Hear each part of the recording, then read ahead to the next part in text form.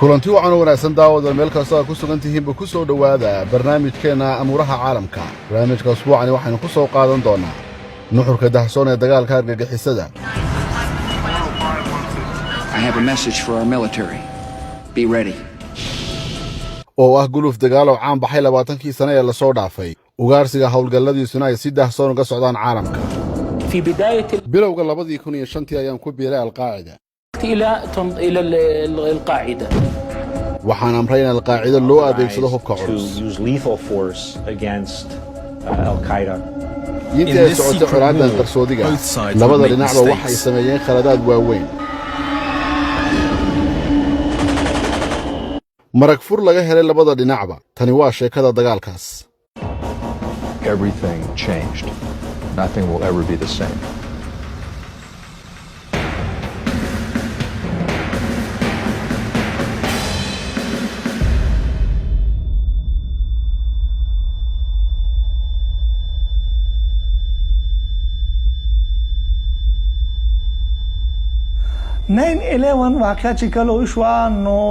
cusmaan oo ka tirsan al-qaacida wuxuu yidhi waan sii ogeyn inay dhacayaan weeraradii 11kii Sebteembar markii uu dhacay weerarkaasi waanu dabaal degnay waxaanu ilaahay ku mahadinay inaanu wiiqnay dhaqaalaha dal sidaasi u weyn. inkastoo al-qaacida ay ku farxeen sida ay wax u dhaceen dareenka sirdoonka Mareykanku guud ahaan waa ka duwanaa. naxdin ayaa soo food saartay. What do we do? Meaning we, because annaga ayaa ahayn unugyada loogu talagalay inay joojiyaan arrimahan. That's supposed to stop this. This is what we were paid to do. We were paid to stop this from wixii happening. mushaharkana loo siinayay ayaa ahayd in tan oo kale aanay dhicin. And not only did it happen, but it happened on maaha mid American iska dhacday soil. balse waxay ka dhacday ciidan Mareykanka oo lagu dilay 3,000 oo qof. And that feeling of anger, of loss, waxaan dareemay caro aan xad lahayn. was overwhelming. Our grief has turned to anger. madaxweyne Bush ayaa isna waxa uu sheegay in cadawga la hor keeni doono cadaaladda. Our enemies to justice, or bring justice to our enemies. Justice will be done. khudbad ayuu ka jeediyay labada gole ee sharci dejinta Mareykanka isagoo fariimo diraya. I also want to speak tonight directly to Muslims throughout the world. waxaan halkan fariin uga dirayaa muslimiinta caalamka. We respect your faith. waan ixtiraamaynaa diintiina. kumanaan qof oo ku nool Ameerika iyo dalalka xulafada la ah ayaa aaminsan diinta Islaamka. And by millions more in countries that America counts cadawga as Mareykanku friends. ma aha muslimiinta aanu saaxiibka nahay. The enemy of America is not our many Muslim friends. sidoo kale ma aha dalalka carabta ee aanu saaxiibka It is not nahay. our many Arab friends. cadawga iyagu waa shabakadaha xag jirka ah Our ee enemy is a radical argagixisada network of terrorists. iyo dawladaha taageera iyaga. Every government that supports them.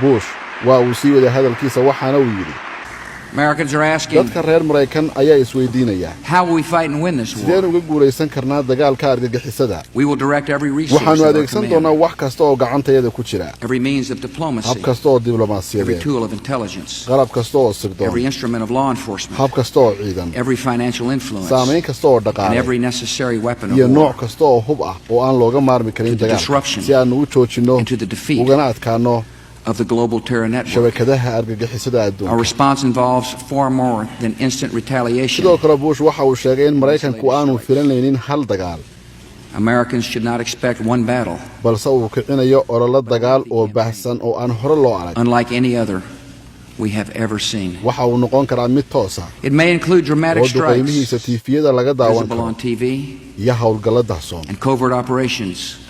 argagixisada waxaanu ka hor istaagi doonaa dhaqaalaha meel kastoo ay galaanna We will starve terrorists of funding, waanu ka saari doonaa drive them from place to place ilaa inta ay waayi doonaan until there is no refuge meel ay ku or nastaan no rest. ayaa uu yidhi Mr. Bush madaxweynihii And we will Mareykanka. pursue nations that provide aid or safe waxaanu u haven sheegaynaa to dalalka terrorism. kaalmeeya amaba gabaad siiya Every argagixisada. nation dal kastaba in every gobolku region doonaha ku yaalay now has a decision to waxaa make. hor yaalla inuu go'aan qaato. Either you are with us ama annaga ayaad nala jiraysaa or you are with the terrorists. ama argagixisada.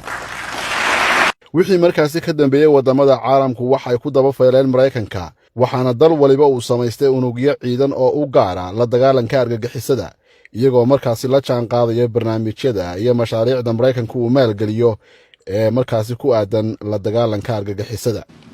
justice will be done. marka laga tago dareenka cadhada lahaa ee ka muuqday Mareykanka hal ujeeddo ayaa caddayd waana inaanay dhicin mar kale. We have to be the ones to ensure that it doesn't.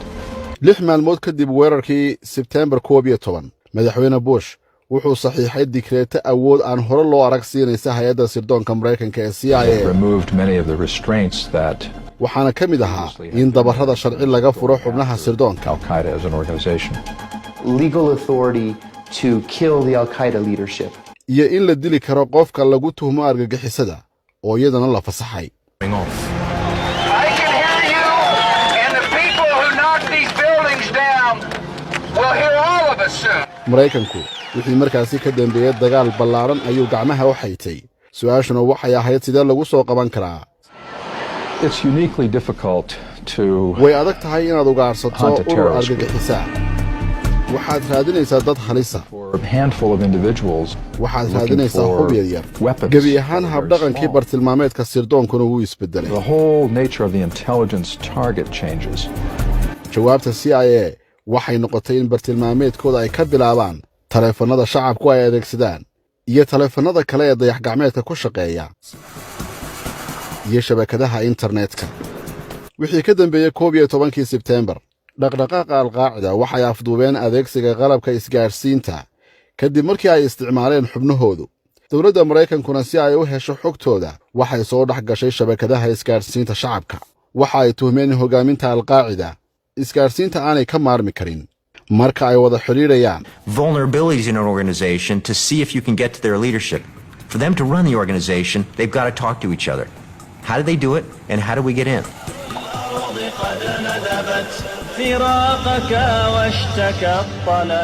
CIA-da Mareykanka waxooga ayay ku guulaysteen inay isha ku hayaan isgaarsiinta Al-Qaacida wixii ka horreeyay weerarkii mataanaha.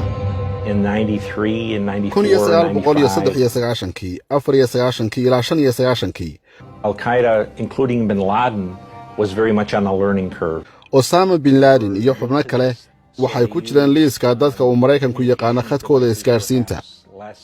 Carefully than they should have. waxaana weerarkii mataanaha ganacsiga ka hor ay Mareykanku u arkayeen in hoggaankiisu khatar ku yahay Mareykanka. That he represented the kind of direct threat to us kana halis badan yahay ururada kale. Might not have. 1996 wakaaladda amniga qaranka ee Mareykanka ayaa heshay ciriq isgaarsiineed. bin Laden ayaa isticmaalay telefoon cusub oo la shaqaynaya dayax-gacmeedka. wakaaladda amniga ee Mareykanku waxay tixraacday halka lagu haysto telefoonkaasi waxaana ay noqotay Kandahar oo ka tirsan Afghanistan. It was very helpful in targeting. balse Mareykanku waxay dareensanaayeen in Osama bin Laden uu si taxadar leh u adeegsanayo kana fiirsanayo waxa uu ku hadlayo. But he was very careful about what he said on it. sidoo kale sirdoonka Mareykanka ayaa si sanqartirasho leh ula socday si ay u ogaadaan rabitaanka Osama bin Laden iyo weerarada uu damacsan yahay. 7 bishii August 1998 Al-Qaacida waxay qarxiyeen safaaradihii Mareykanka ee Kenya iyo Tanzania. boqolaal qof ayaa ku dhintay. kumanaan kalena waa ay ku dhaawacmeen. amniga Mareykanka waxaa soo gaaray khasaare kale oo xoogan oo Al-Qaacida ay ku lug leedahay. The fact that we were following Osama bin Laden, madaxweynihii Mareykanka Mr. Bush a certain type of telephone, ayaa fashiliyay arrin sirdoonkiisu ay qarinayeen oo ahayd of a leak. inay la socdaan khadadka telefoonka ee Osama bin Laden. Guess what happened? waxaana uu saxaafadda ka hor Osama sheegay bin Laden changed his behavior. in Osama bin Laden telefoon uu isticmaalay habdhaqankiisana uu bedelay. hadalka Bush ayaa waxa uu kala kiciyay dhuumashada sanqartirashada ahayd ee sirdoonka Mareykanka. waxaana xubnaha sirdoonka la yaab ku noqotay in madaxweynahoodu uu ka hadlo mawduucaasi. The phone went dead. That was the single most stupid thing for anybody to do or say, to talk about that. hadalka Bush ayaa hoggaanka Al-Qaacida u noqday baraarug waxaana ay amreen in xubnahoodu ay ka taxadaraan mukhaabaraadka Mareykanka ee ku dhex jira isgaarsiinta. Al-Qaacida xubnaheedu waxa ay giijiyeen oo ay adkaysteen linka xasirtooda magacyada iyo faahfaahintooda intaba. And from then on, wixii markaasi ka dambaysayna Mareykanka waa ay ku adkaatay inay xog ka helaan isgaarsiinta ay adeegsanayaan ururka Al-Qaacida. the communications of Al-Qaeda was much more difficult to collect. CIA waxaa dhaaftay fursad muhiima 2 maalmood ka hor markii safaaradaha la qarxiyay saraakiisha Kenya waxay heleen xogta nin laga shakiyay oo ku sugan gudaha Nairobi. Daoud Rashid Al-Awhali was an operative suicide bomber that Muhammad Rashid Daoud Al-Awhali waxa uu ka mid ahaa raggii qarxiyay safaaradda Mareykanka ee Nairobi balse muu dhiman waxaanu isku dayay inuu ka baxsado waddankaasi inkastoo la soo qabtay 4 maalmood kadib qaraxyadaasi safaaradaha waxaana markiiba loo gacan galiyay FBI-da Mareykanka xubno ka socda waxaana ay weydiiyeen inuu ka jawaabo su'aasha ugu muhiimsan ay doonayaan taasi oo ahayd maxaad samaysay qaraxa kadib yaad la xiriiray isagoo isdhiibay uu sheegay telefoonkii uu la xiriiray isagoo u sheegay nambarka markaasi uu wacay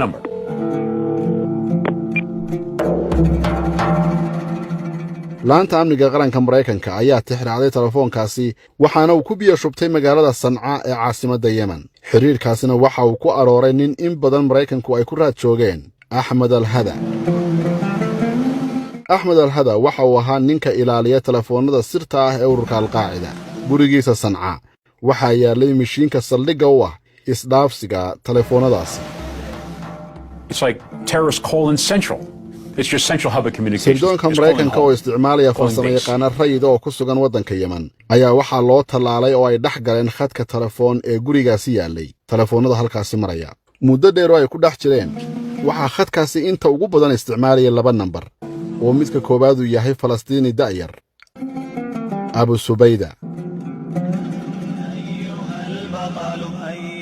Abu Subayda waxa uu ahaa xubin muhiima dagaalyahan sidoo kale waxa uu ahaa ninka tasiilaadka u qaabilsan xarumaha tababarka ee ururka Al-Qaacida ay ku lahayd Afghanistan Fighter or a bomber, but someone who was running logistical affairs for several training camps in Afghanistan. qofka labaad ee khadkaasi inta ugu badan soo wacayna waxa uu ahaa qof ay ku jaha wareereen sirdoonka Mareykanka oo magaciisa lagu soo gaabiyay Mukhtaar. We had no idea what Mukhtar was. Use of code names. kaasi oo macluumaadkiisu si aad u qarsoonaa baaritaankiisuna ay ku adkaateen Mareykanka ugu dambeyntiina ay ka hareen. Makes investigation that much more difficult. sirdoonka Mareykanku waxay ku guuldareysteen inay meel ku sheegaan amaba ay gartaan qofka uu yahay Mukhtaar sida muuqatana waa ay ka daaleen dabagalkiisa balse Mukhtaar waxa markii ugu dambeysay xogtiisa la faahfaahiyay uu noqday madaxii qorsheynta ee weerarada ururka Al-Qaacida ilduufka CIA ayaa 2 sano kadib waxa uu sababay in Al-Qaacida ay dhadhansiiso Mareykanka cawaaqib xumada dagaalkeeda September 12, 2001 Freedom itself was attacked this morning by a faceless coward. madaxweyne Bush ayaa sheegay in Mareykanka la soo The weeraray United States isla markaasina ay ciqaabi doonaan ciddii mas'uulka ka ahayd weerarkaasi and punish those responsible. ciqaabista kuwa weerarka ka dambeeyay waa hadal guud oo madaxweynuhu uu jeediyey balse waa in ficil loo rogaa CIA-du waxay ogaayeen in bartilmaameedku yahay Afghanistan oo markaasi uu ku sugnaa Osama bin Laden balse si toos ah uma ogeyn meesha uu ka joogo ee la abaari karo halkani waa gurigiisii kanina waxa uu ahaa gurigaygii cidna lamu hadli jirin cidna uma tagi jirin isaga laftiisuna cidna muu martii jirin Taliban ayaa iyaga laftooda halis ugu jira dagaalka Mareykanka maadaama Bush uu ugu baaqay inay soo dhiibaan xubnaha ururka Al-Qaacida ee ku dhuumanaya dhulkooda haddii kalena iyaga laftooda dagaal lagu qaadi doono United States authorities all the leaders of Al-Qaeda who hide in your land. It was through Pakistan that we were dealing, trying to...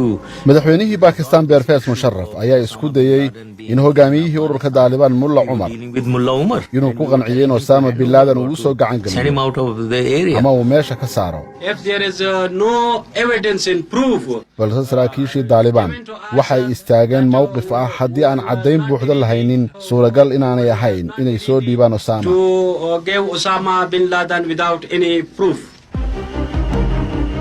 isfaham la'aanta Taliban iyo Mareykanka ayaa waxay soo dhaweysay duulaan uu Mareykanku ku qaaday Afghanistan.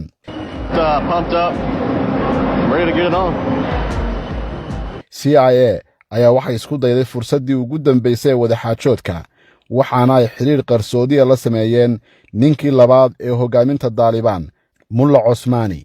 I'm trying to make it very clear to Mullah Osmani that the Americans were going to CIA-du waxay u sheegeen Maraykanku inuu duulaan ku galiyo Afghanistan. going to be very bad for the Taliban. wax kasta oo dhacana ay u daran tahay Taliban iyo xukunkooda. sidaas awgeed haddii Mullah Umar uu diiday dalabka Maraykanka, It's up to you. adiga ayay ku taalaa haddii aad tahay Mullah Usmani inaad ka badbaadiso duulaanka Maraykanka waddankaaga Afghanistan. Talk them through the elements of a coup. oo haddii kuu suura gelaysana aad inqilaabto hoggaanka oo aad fuliso danaha Maraykanka. balse Mullah Usmani muu aqbalin arrintaasi. 7 Oktoobar ayaa diyaaradaha Maraykanku ay bilaabeen duqaymo culus. On my orders, the United States military has begun strike amarkaasina waxaa bixiyey George W. Bush, madaxweynihii Maraykanka. and military installations of the Taliban regime in Afghanistan. diyaaradaha Maraykanka ee ka duulay maraakiib badda taagan ayaa isu weydaartay duqaynta dhulka Afghanistan. Aircraft launched from sea-based platforms.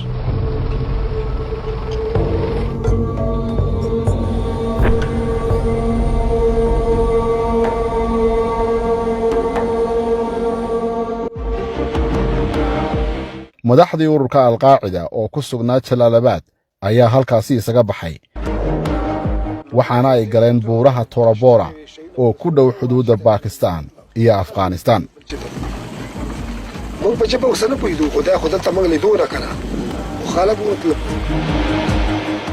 ciidanka Maraykanku waxa ay heleen war la xiriira arrintaasi. We think we know in general where bin Laden and some of his senior leadership are hiding. We think that's in this so-called Tora Bora area.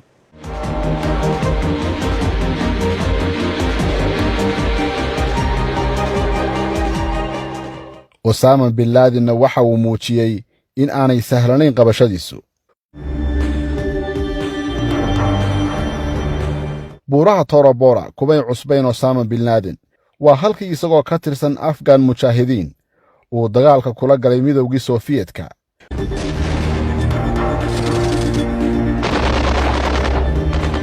silsiladda buuraha Tora Bora waa mid xiriirsan oo joogeedu u dhan yahay ilaa 12,000 oo fiit. ciidamada Maraykankuna aanay tababarkeeda qabin. Are typically at a minimum 12,000 feet to 18,000 feet. Very, very difficult terrain indeed. ururka Al-Qaacidana waxa ay qabsadeen fikta ugu sarreysa. diyaaradaha Maraykankuna si aan kala joogsi lahayn ayay u garaaceen buurta Tora Bora.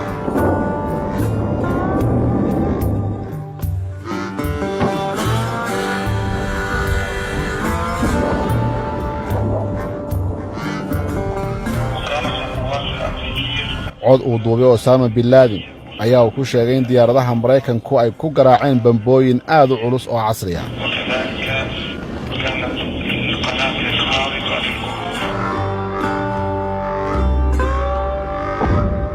dowladda Maraykanka ayaa sheegtay in meeshaasi ay u adeegsadeen ammunition of 15,000 pounds of explosive. hub culus oo xitaa qaarkii ay keeni karaan saameyn xun.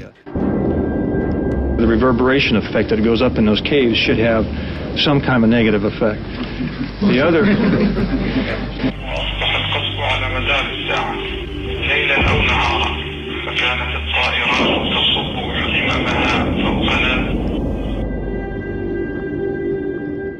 gaashaandhigga Maraykanka waxaa soo wajahday xaalad laba daran mid doora ah. haddii ciidan badan ay buurtaasi ku dajiyaan waxay ka cabsadeen in ciidan badan halkaasi lagaga dili karo, balse waxay la noqotay in dagaalka dhulka ay fuliso cid kale. Afghaanistaaniyiinta ayay gaashaandhigga Maraykanku door bideen in dhulka ay ka dagaalamaan. sirdoonka Maraykanka oo hay'ad madax bannaana ayaa waxay u arkaysay go'aankaasi ay gaashaandhiggu qaateen inuu yahay qalad weyn oo la sameeyey.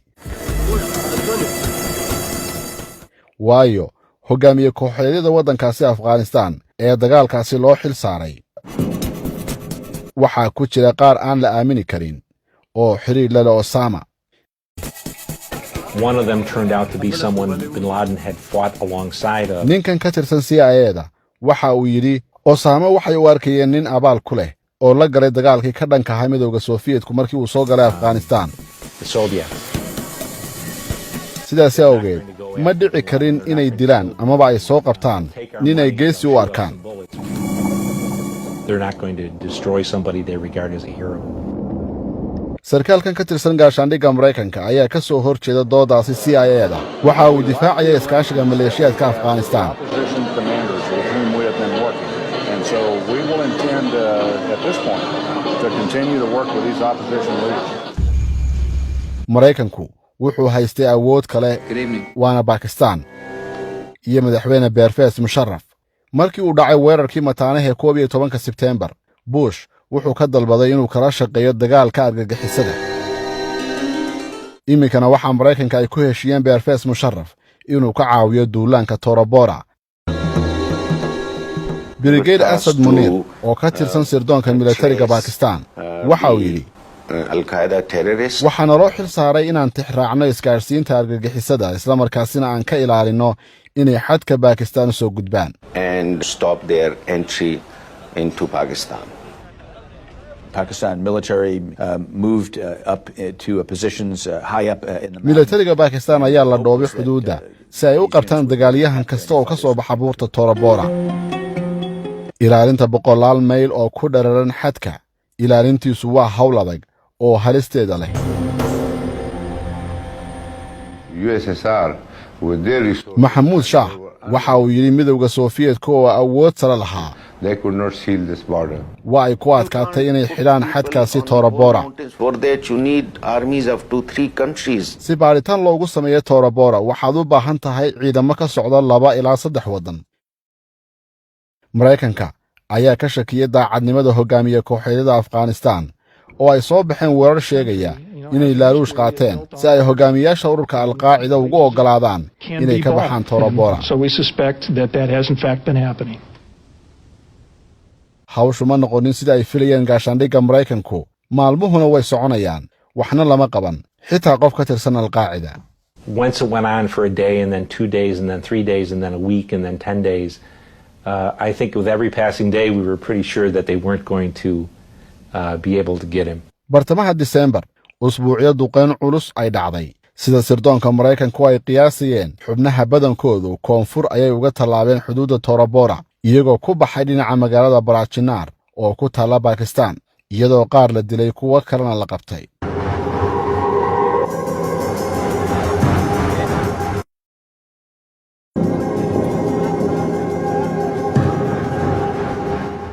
balse hogaamintii sare Al-Qaacida ee sida aadka loo doonayay waxay qaadeen tub kale oo ku aadan Lalbur oo dhinaca bari ah.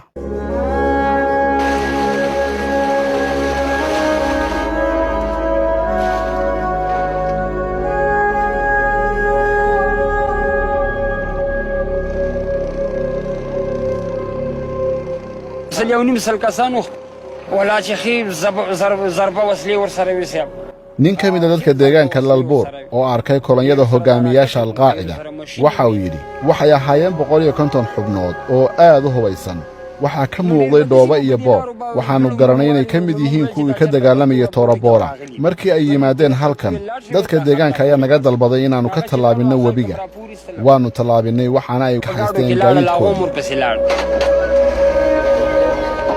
isla markii hogaamiyaasha ururka Al-Qaacida ay ka tallaabeen webiga Kaabul waa markii ay xaqiijiyeen inay ka baxsadeen khatarta ciidanka Maraykanka iyo duqeyntooda culus. Maraykanka oo buuraha Tora Bora bambooyin kala daalay ayaa saxaafaddu ay weydiisay saraakiisha gaashaandhigga maxaad ka ogtihiin halka uu ku sugan yahay Osama bin Laden waxaana ay ku tilmaameen su'aashaasi mid qof waliba isweydiinayo oo laga fakarayo. Anybody's guess is the latest thinking. Entirely predictable. balse saraakiisha CIA waxay ku doodayaan taasi inay ahayd mid la sii ogaan karayay. Entirely predictable. They ran into Pakistan. Pervez Musharrafna wuxuu aaminsan yahay in Al-Qaacidada la raadinaya ay dhex yaaceen magaalooyinka They ran Pakistan. into the mountains and cities of Pakistan. dunida waxaa ku faafay wararka Osama inuu ka baxsaday Tora Bora. Maraykankuna waxa uu lumiyay fursaddii uu la damacsanaa Osama bin Laden intii uu ku sugnaa Tora Bora. It was a serious setback that taasi lugooyo ayay ku noqotay Maraykanka iyo ciidankiisa Tora Bora ka dagaal galay. Bin Laden got across the border at Tora Bora. Su'aali kama taagna. No question about it. Ayaa uu yidhi sarkaalkani ka tirsan sirdoonka CIA. haddii dhammaan quwadaha sharka ee dunidu ay muraadkoodii ka gaari waayeen inay qabsadaan hal mayl oo isku wareega oo ay ku sugnaayeen mujaahidiinta tirada yar ee aan hubka badan sidan sidee ayay guul uga gaari karaan caalamka islaamka ayaa uu yidhi Osama bin Laden oo fariin cajalada jeediyey. inta kadib waxaa soo baxay warar ku saabsan halka ay ku dambeeyeen xubnihii al-Qaacida ee gudaha u galay Pakistan. waxaana wararka qaar ay sheegeen in dagaalyahano badan ay danahooda qabsadeen oo ay ku noqdeen guryahoodii. Others stayed along the border in Waziristan. qaar kale ayaa sirdoonka Maraykanku ay aaminsanaayeen inay ku dhaqmeen oo ay joogaan gobolka Waziristan oo ka tirsan Pakistan qabaa'ilkuna ay xukumaan halkaasoo ciidanka Maraykanka iyo kuwa Pakistan midkoodna aanu gaari karin. Central government Pakistani forces to operate. Once there and once establishing themselves there, I think they waxaa kaloo la aaminsan yahay in halkaasi ay ka heleen martigelin iyo meelo ay ku dhuntaan. Pakistan that they had a relatively secure safe haven. Osama bin Laden oo u muuqday inuu hab wanaagsan u maamulay ka bixistii Tora Bora wuxuu markan u muuqdaa inuu ka guulaystay Maraykanka iyo xulafadiisa waxaana uu sheegay in guusha dagaalka aanay jabin karin quwadaha sharku. التي انتصر فيها الإيمان على جميع القوى المادية لأهل الشر. sirdoonka Maraykanku waxay la kulmeen guul darro kale oo bahdilaad ku noqotay. بعد فترة بسيطة waxaanu maqalay dhawaaqa qaraxa markii dibadda aanu soo baxnayna waxaanu aragnay nin dhulka yaala sababtana maanu garanayn. waa bishii February 2002 iyadoo CIA-da Maraykanku ay dusha kala socotay ayaa ciidamada Yemen ay weerar ku qaadeen gurigii isgaarsiinta saldhigga u ahaa ee Ahmed al-Hada oo ku lahaa magaalada Sanca. balse Ahmed al-Hada oo Maraykanku si weyn ay u doonayeen waa uu ka baxsaday goobta. inankiisii Samir ayaa isqarxiyey markii la weeraray guriga Ahmed al-Hada ee ku yaala Yemen. CIA-da Maraykankana waxaa soo food saaray waxaa ka dumay xiriir muhiima sababtuna waxay ahayd sirdoonka Maraykanku waxay dhagaysan jireen isgaarsiinta al-Qaacida ee taalay guriga Ahmed al-Hada. weerarka gurigan ciidamada Yemen ay ku qaadeen waxa uu gooyay dhammaan xiriirkii ay lugta kula jireen CIA.